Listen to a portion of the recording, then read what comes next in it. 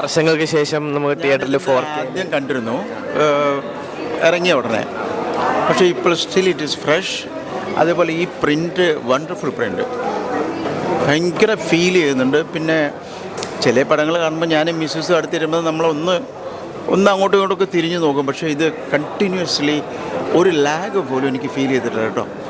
ഇത്രയും വർഷത്തിന് ശേഷം എഗെയിൻ ഞാൻ രണ്ടാമത് കാണാം. പക്ഷേ ഇറ്റ്സ് എ വണ്ടർഫുൾ വർക്ക് കേട്ടോ, പറയാതിരിക്കാൻ പറ്റില്ല. കാര്യം ബ്യൂട്ടിഫുൾ വർക്ക്. എല്ലാവരും വാശിയാണ് ഈ പടം കേട്ടോ, എല്ലാവരും എത്തിക്കണത്. Beautiful film. വർഷങ്ങൾക്ക് ശേഷം വീണ്ടും 4K തിയേറ്ററിൽ എക്സ്പീരിയൻസ് ചെയ്തു. വളരെ ആകാംക്ഷയോടെ അന്ന് കാണണം എന്ന് വിചാരിച്ചൊരു പടമായിരുന്നു. ഒരു 12 വർഷം മുമ്പ് തിയേറ്ററിൽ വന്ന സമയത്ത് ശരി കാണാം, ആദ്യമൊക്കെ നല്ല തിരക്കായിരിക്കുമല്ലോ. പക്ഷേ നോക്കിയപ്പോൾ എന്ത് പറ്റിയെന്ന് വെച്ചാൽ അതിനിടയ്ക്ക് കുറേ പ്രശ്നങ്ങൾ കാരണം പടം പെട്ടെന്ന് തിയേറ്ററിൽ നിന്ന് പിൻവലിച്ച് പോവുകയും ചെയ്തു.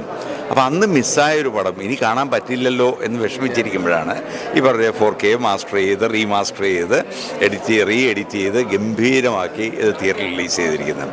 ഈ പടം കാണുമ്പോഴേക്കും സത്യം പറഞ്ഞു കഴിഞ്ഞാൽ ഫസ്റ്റ് ഹാഫ് നമ്മൾ കണ്ടുകൊണ്ടിരുന്നപ്പോഴേക്കും വളരെ ഇപ്പോൾ ഒന്നാമത് എൻ്റെ ക്ലാരിറ്റിയെ പറ്റി എടുത്ത് പറയണം. ഈ 4K ചെയ്തിരിക്കുന്നതുകൊണ്ട് ക്ലാരിറ്റി ഉണ്ട്. സെക്കൻഡ് തിങ് ഈസ് ഔസേപ്പച്ചൻ്റെ മ്യൂസിക് ഒരു ഹൈലൈറ്റാണ്. എനിക്കൊന്ന് ഓസ്കാറിൻ്റെ നോമിനേഷൻ വരെ പോയതാണത്.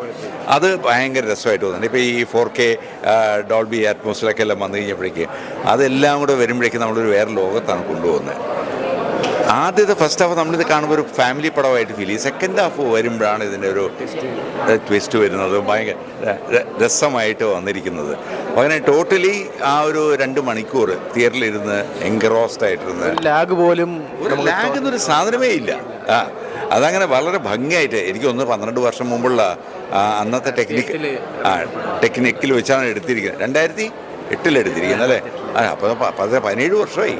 17 വർഷം മുമ്പ് എടുത്ത ആ ടെക്നിക്ക് വെച്ച് നോക്കുമ്പോൾ വളരെ വണ്ടർഫുള്ളായിട്ട് മിസ്റ്റർ സോഹൻ റോയ് എടുത്തിട്ടുണ്ട്. അതിൻ്റെ ക്യാമറ വർക്കാണെങ്കിൽ നമ്മുടെ ഏറ്റവും അറിയപ്പെടുന്ന അജയൻ വിൻസെൻറ്റിനെയാണ്. അപ്പോൾ അതെല്ലാം കൊണ്ടും എനിക്ക് സത്യം പറഞ്ഞപ്പോൾ 2 മണിക്കൂർ എൻജോയ് ചെയ്തൊരു ഫീലിംഗാണ് വന്നിരിക്കുന്നത്.